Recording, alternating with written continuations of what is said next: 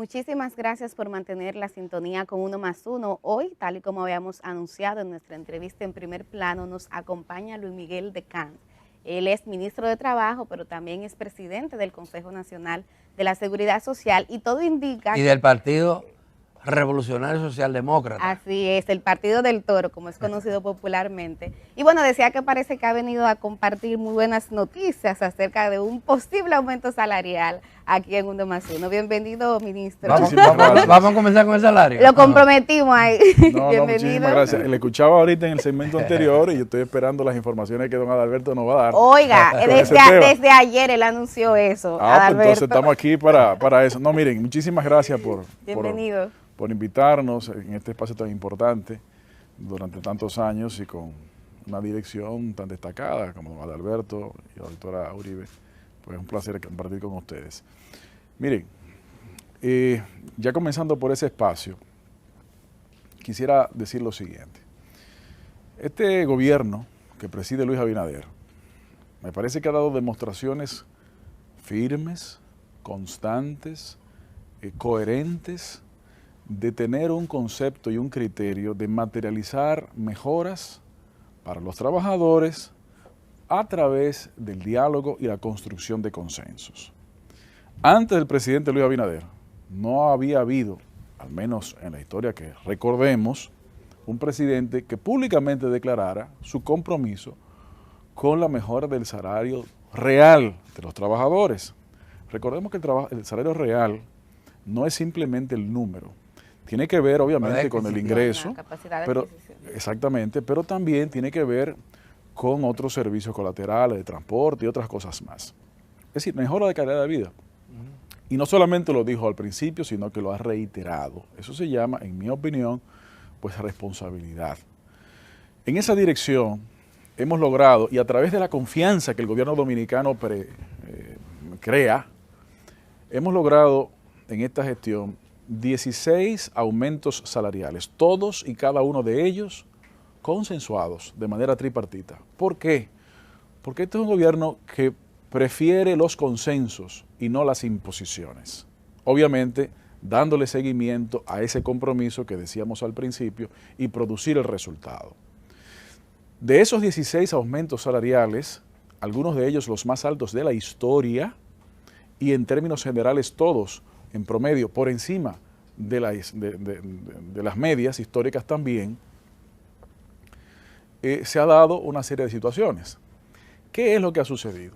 Hoy día, la República Dominicana, el salario mínimo de los trabajadores no cubre la canasta básica familiar.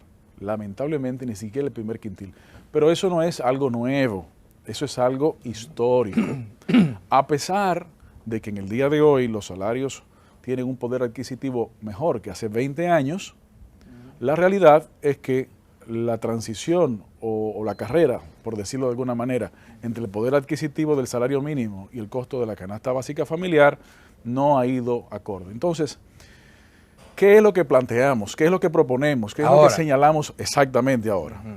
Bueno, tenemos que construir un pacto, tenemos que construir un acuerdo social para salarios dignos y trabajo decente que permita efectos en lo inmediato, compromisos con efectos en mediano plazo y compromisos con efectos en el largo plazo para que identifiquemos la ruta en donde haya una coincidencia y el salario mínimo logre alcanzar el costo de la canasta básica familiar. El tema es que cuando se habla de pacto, ya inmediatamente uno entiende que es algo que va a ser a largo plazo. Aquí lamentablemente son procesos que suelen tomarse mucho tiempo. Y la pregunta es si en el corto plazo pudiéramos estar hablando de un aumento. Por eso decía, efectos inmediatos, y efectos a largo mediano plazo. Y largo plazo. Por ahora, no es algo para dejar para después. Lo que pasa es que si nos metemos en la lógica solamente de un ajuste, pudiéramos perder una oportunidad. Pudiéramos perder una oportunidad, ¿por qué? Porque el sector empleador ha señalado, el mes pasado señaló, la propuesta de fomentar que sus agremiados puedan voluntariamente ajustar o aumentar los salarios, no solamente los mínimos, sino todos, lo cual saludamos. ¿Se está haciendo eso? lo cual saludamos. Obviamente el sector laboral, el sector trabajador también propugna por mejoras, obviamente.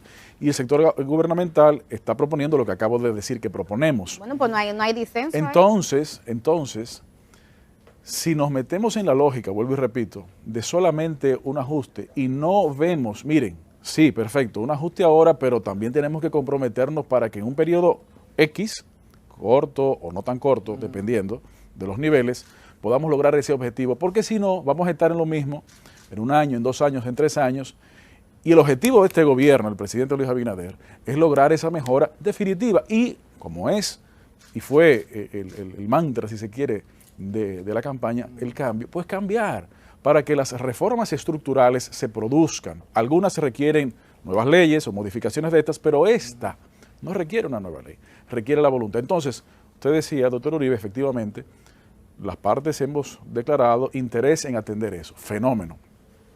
Y voy a lo que preguntaba don Adalberto. ¿Se ha producido? Bueno, justamente eso es lo que estamos terminando de revisar.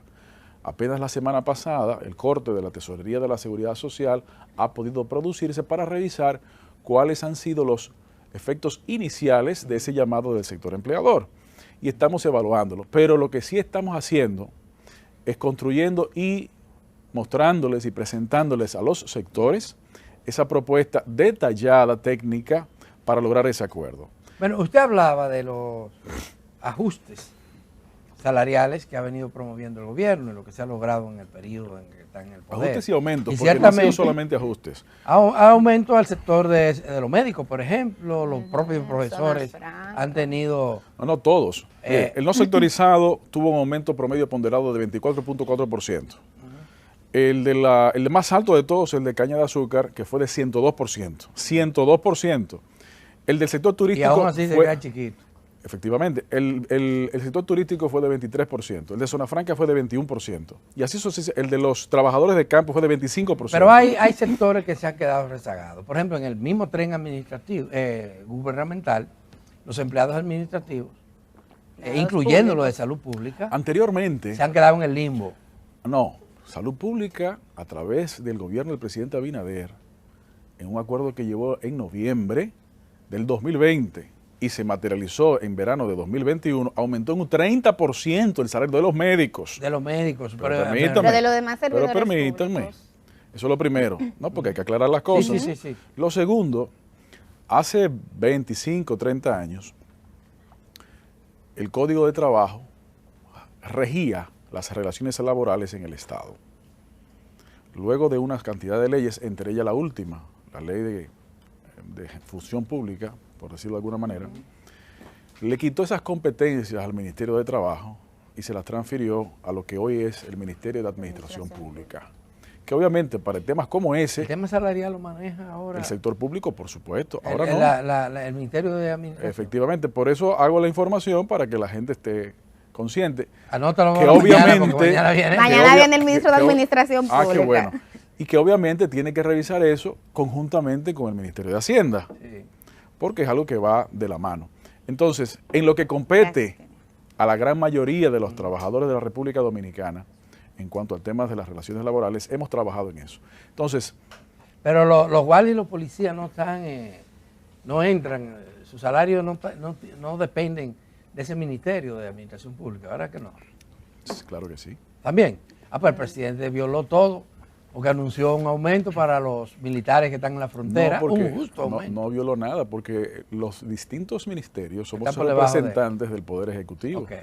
Entonces la decisión última la toma obviamente se puede hacer eso mismo. Yo pensaba que era Interior y Policía que... En revisión con el Ministerio de Hacienda. No era Interior y Policía que ejecutara ese aumento. La puede ejecutar a través de ese mecanismo. Porque el presupuesto se le aumenta. Efectivamente, pero ¿quién decide eso? Administración Pública.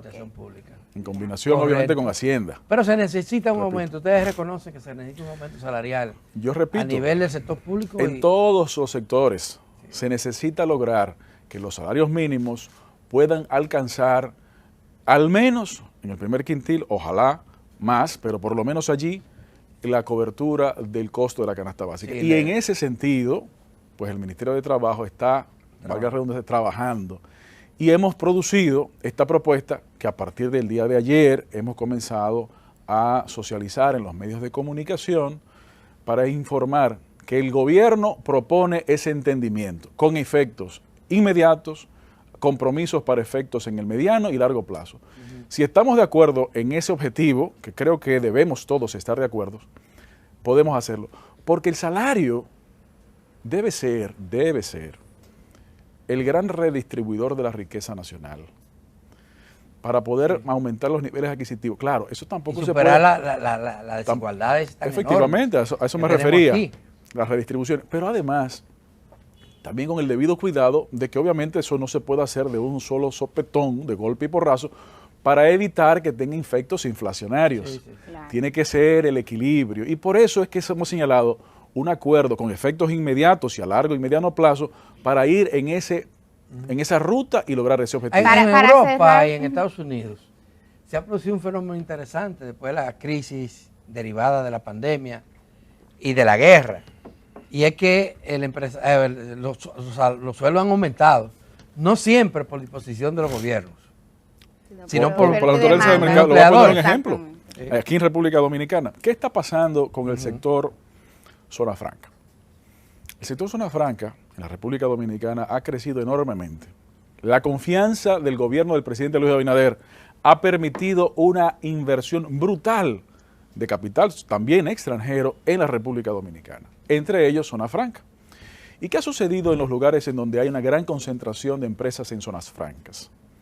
Ha aumentado la demanda de trabajadores y han tenido, por efecto de la oferta y la demanda, que mejorar los salarios. Por eso el salario promedio hoy en el sector zona franca es de más de 27,000 pesos, a pesar de que el salario mínimo de ese sector no llega a 15,000 pesos. Qué bien. Pero hay que llevarlo no solamente por efecto de la oferta y la demanda, sino también por el efecto regulatorio, idealmente de consenso, para la mejora en el logro de esa ruta. Hablando también del tema de salarios, quisiera saber, ministro, ¿cuáles han sido los resultados del plan piloto que ustedes anunciaron para la formalización del trabajo doméstico al día de hoy? Muy bien.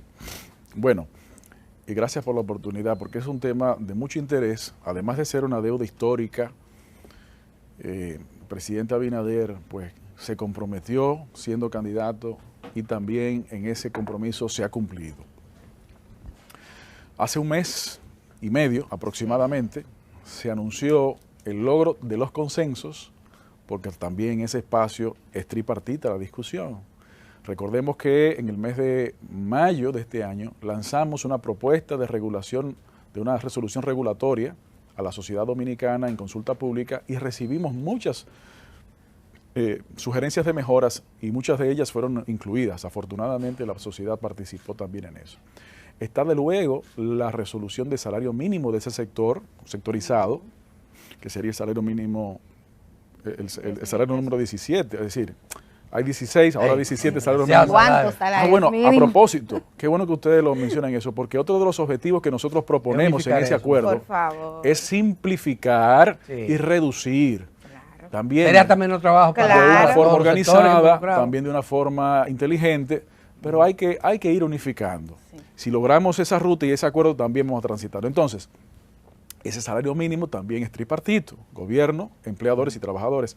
Y la resolución al efecto para que pueda ser formalizado en la protección de la seguridad social, también por la composición del Consejo Nacional de la Seguridad Social, pues también fue no solamente tripartito, sino plural, porque el Consejo es plural actualmente.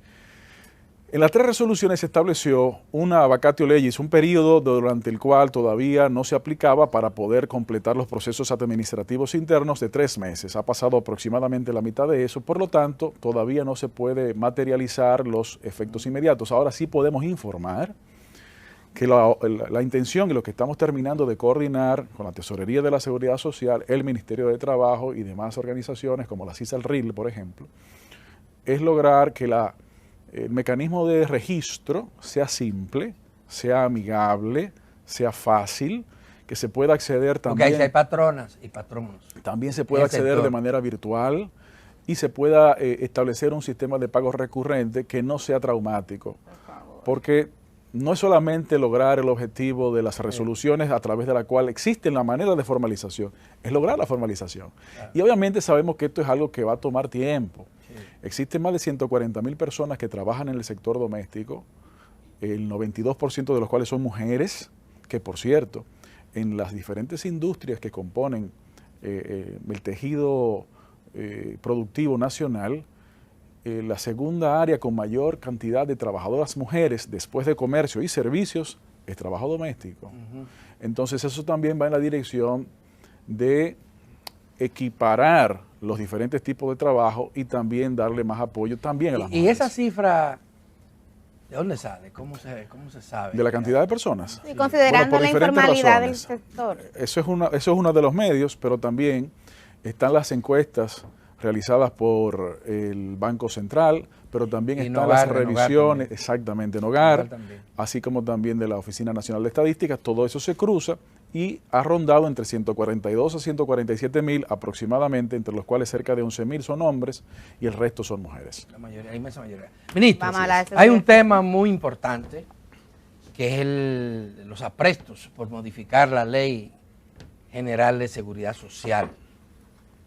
Hay una comisión bicameral discutiendo proyectos, hay un proceso de diálogo. Correcto. Todo parece estancado y una de las quejas, de la cual nosotros inclusive nos hemos hecho eco aquí, es de que el gobierno no ha hecho una propuesta global de reforma de ese código de seguridad social que tenemos en la República Dominicana.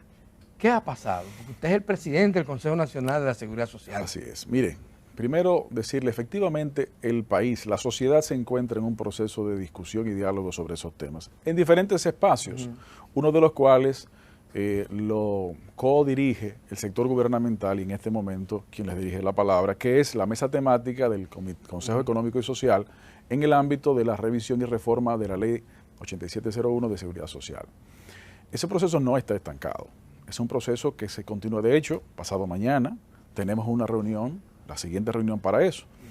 Y en ese espacio el gobierno sí ha hecho propuestas y están publicadas, están accesibles también en los medios digitales y en las plataformas. Propuestas como cuáles. Propuestas como, por ejemplo, la simplificación del proceso de toma de decisiones del Consejo Nacional de la Seguridad Social, para que haya más agilidad en los procesos. ¿Qué significa eso? ¿Reducir la composición del Consejo? Eso significa hacerlo más ágil, siendo representativo, pero que quien finalmente tiene la responsabilidad fundamental, que es el Estado, correcto, tenga también la capacidad de mayor decisión. Eso elimina el veto. Elimina el veto y reduce también porque... Hay que revisarlo. Yo no voy a decir necesariamente eliminar, pero hay que revisarlo. ¿En eso, ministro? No, no hay consenso. Eso aparte se discutió ya en la mesa y hay disenso. ¿Y qué sector se opone? Diferentes sectores. Pero también hemos propuesto. ¿Los sindicalistas se oponen? También hemos propuesto. Perdón, ministro, pero es importante saber, porque aquí hemos tenido representantes del sector privado y no hemos visto oposición. ¿Quién se opone? ¿El sector privado? A que se elimine el veto. Son tres sectores, el gubernamental, el privado y el patronal. Y lo que el se ha gubernamental no se opone. Ajá, lo teórico y muchos de los... El gubernamental no se opone. Entonces, ¿se oponen los otros dos, el sector privado y los sindicalistas? Han mantenido reservas, sí. Han mantenido reservas. Han mantenido reservas. Pero públicamente no se atreven a defenderlo. No, pero permítame. En ese diálogo, que es público, se ha planteado concretamente sobre cada uno de los puntos las posiciones de las partes en donde ha habido consensos. Por ejemplo, ha habido un consenso y se encuentra actualmente registrado respecto de la reducción tal vez de la cantidad. Ha habido disensos también, diferentes puntos, entre ellos ese. Y en cada uno de los puntos aparece cuál sector, la posición de cada sector. Y eso está ahí. ¿Qué otra propuesta ha hecho el sector gubernamental? El sector gubernamental ha puesto también la propuesta de que tenemos que materializar la cobertura de salud para los pensionados, que actualmente no se tiene. Y eso es cuando más lo necesitan. Claro. Ahí hay unos temas que tienen que ver con un tema técnico, un tema económico, pero tenemos que buscar la manera de materializarlo. Y una cantidad de propuestas pero hay un listado hecho ahí. Hay propuestas y demandas muy focalizadas, muy entendidas. Por ejemplo, esa ley crea 3 seguros. Seguro de vejez, que es el de pensiones, seguro de riesgos laborales y el seguro de salud. En el caso del seguro de salud, hay 5 puntos que han sido objetados y alrededor de los cuales parece que hay consenso de que hay que tratarlo. Uno de ellos tiene que ver con el copago.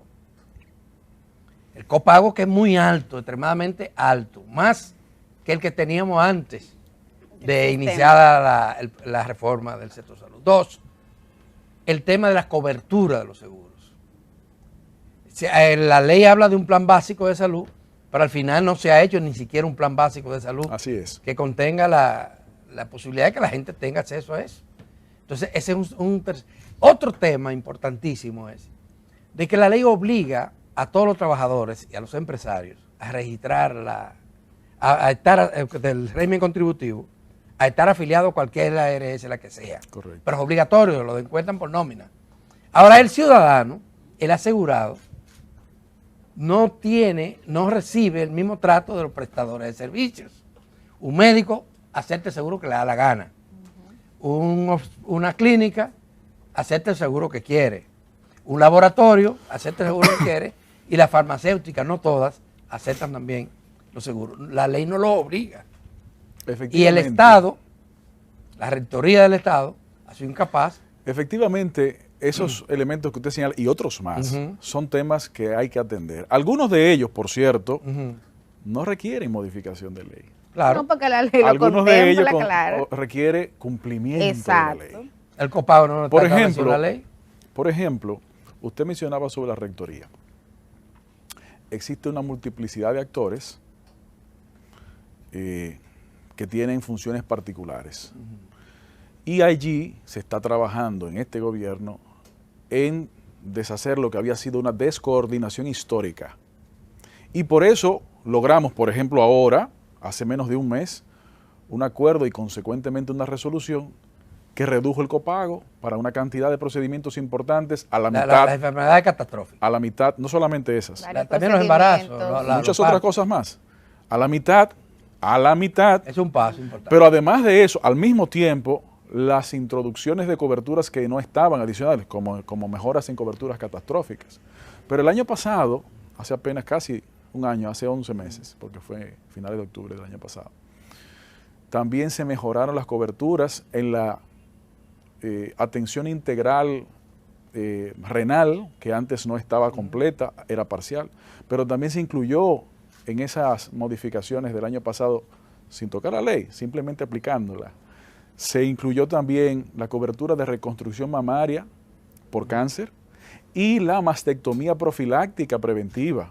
Sí. No soy médico, pero he aprendido eso. Pero usted que es el presidente del Consejo. Pero permítame, don Adalberto. Entonces, efectivamente hay muchas cosas. Ahora, ¿qué quiero decir? En el ámbito de salud,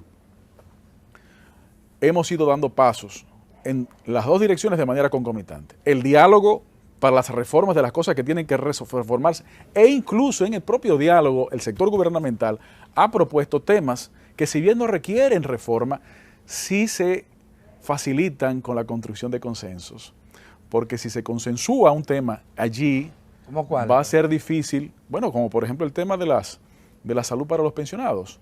Eso no requiere reforma, eso requiere voluntad. Entonces, si se consensúa eso allí, es simplemente poderlo aplicar en el espacio institucional que corresponde. Eso lo hemos ido haciendo y al mismo tiempo que estamos dialogando para esa reforma, estamos también produciendo resultados. En salud he dicho algunos, pero también en pensiones. ¿Qué hicimos el año pasado? El año pasado logramos la eliminación del requerimiento de las declaraciones de impuestos sucesorales para acceder a las pensiones de los fallecidos, que posteriormente el Congreso, a través de una iniciativa en el Senado, lo hizo ley. Fenómeno. ¿Pero qué hicimos hace 3 meses?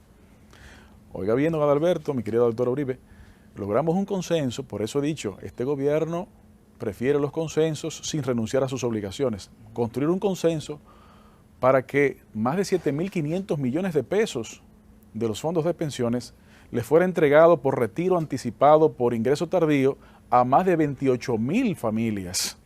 Eso es un dinero importante y eso beneficia a una cantidad importante de gente. ¿Que faltan cosas? Claro que faltan cosas, pero después de 20 años o 16 que estuvo aplicándose esto en los gobiernos del PLD, este gobierno que preside Luis Abinader ha comenzado a aplicar muchas de las cosas que la propia ley establecía. La reforma ya no va a ser posible este año.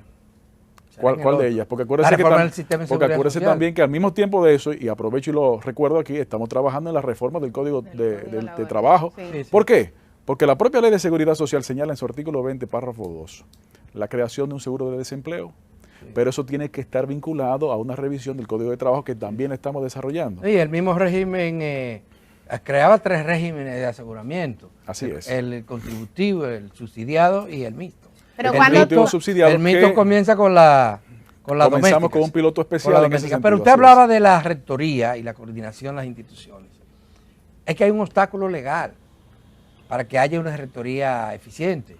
La misma ley de seguridad social y la ley de salud, y luego la ley que crea el Servicio Nacional de Salud, que es otra ley, son 3, plantea que cada una de estas instituciones, la Superintendencia de Salud y Riesgos Laborales, la Superintendencia de Pensiones, tienen autonomía. Yo creo que... gerencial y financiera. Yo no creo que haya una imposibilidad legal, don Adalberto, porque el rector de la salud en la República Dominicana es el Ministerio de Salud. De palabra. Exacto. No, permítame. Ahora, en el ámbito de seguridad social, el regulador es la Superintendencia de Salud y Riesgos Laborales. En el ámbito de seguridad social. ¿Para qué ha venido a decir no solamente este director, sino los anteriores, de que sí, pero es una dependencia del Consejo Nacional de la Seguridad Social? Es ahí que tienen que tomarse las decisiones. No, las decisiones de políticas públicas en seguridad social efectivamente es el Consejo, sí. Pero el regulador en pensiones es la Superintendencia de Pensiones. Esa es la que tiene que poner la pila. Y el regulador en salud, no todos, estamos con las pilas puestas y por eso los resultados comienzan a materializarse. Pero lo que quiero señalar es que si bien las leyes hay que transformarlas y mejorarlas, sin lugar a dudas, y en eso estamos, política se pueden hacer cosas. Y como lo hemos estado demostrando, sí. No solamente en cuanto a reformas, sino en cuanto a resultados, sino también el hecho de que sí se pueden materializar resultados y sí se pueden coordinar rectorías, porque no hay un solapamiento ni una contradicción. ¿Qué papel juega el ministro de Salud? Excelente vicepresidente. Papel. Excelente papel. Juega su rol.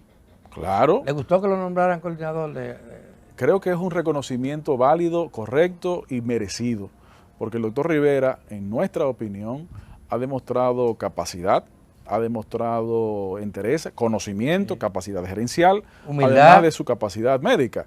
Y yo creo que eso es positivo. Ministro, el tiempo se acabó, pero 5 segundos solamente para que me hable un poquito de en qué está el Partido Revolucionario Socialdemócrata. ¿Seguirá apoyando el proyecto? 5 minutos, a un hijo ya estoy de cáncer. Buenísima. ¿En qué está el Partido del Toro? ¿Sigue apoyando a Luis Abinader, una posible reelección? Mire, le voy a decir muy claramente. El presidente Abinader asumió el poder en el peor momento del mundo de la pandemia. Apenas 1 año y pico después de asumir el poder fue que se pudo iniciar a materializar o a trabajar en muchas de las iniciativas del programa de gobierno del presidente Abinader. Y a pesar de eso, los resultados en la pandemia, en la atención económica, en todas las direcciones, están ahí, sin perder su transparencia, sin perder su sensibilidad, su cercanía, al contrario, manteniéndola y fomentándola. Entonces, tenemos que seguir apoyando a Luis Abinader, porque lo ha demostrado correctamente y ha demostrado no solamente buenas intenciones, sino correctas acciones. Entonces, sería un error para este país. Además... Quiere decir que hay que reelegirlo. Permiso, ¿Y usted? Permiso. ¿Va a aspirar a un cargo electivo? Además, mi querido don Adalberto. Y que usted estaba gestionando la senaduría del distrito. Usted tiene informaciones que yo no conozco. Dicho. Pero pues usted tiene que decirme de dónde ha dicho eso, porque a veces le dicen cosas que son mentiras. Pero es verdad. Como esa que es mentira. Mire, el presidente Abinader, en este momento, es la garantía de no volver a los desastres del pasado. Además, ¿qué es lo que más importa aquí? La institucionalidad. ¿Y qué señala la Constitución Dominicana en el día de hoy? Señala la posibilidad. No Ahora, el problema fue históricamente cuando intereses particulares querían modificar solamente con ese ámbito y entonces deshacer la institucionalidad. Salió del Papa, ya me lo habías advertido. Muchísimas gracias. Ministro, muchísimas gracias por atender todo. Siempre a nuestras invitaciones. Gracias a ustedes. Qué bueno dialogar con usted, siempre es importante.